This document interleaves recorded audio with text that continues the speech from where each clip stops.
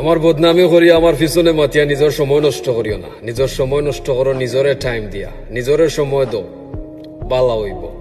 একটা কথা মনে রাখিও, অত ইজ্জু মান তাশা অত যুল্লু মান তাশা। ইজ্জত দিবার মালিক আল্লাহ, বেইজ্জত করবার মালিকও আল্লাহ। তুমি এ মানুষ, আমিও মানুষ।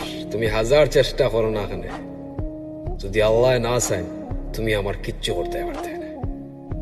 I love you.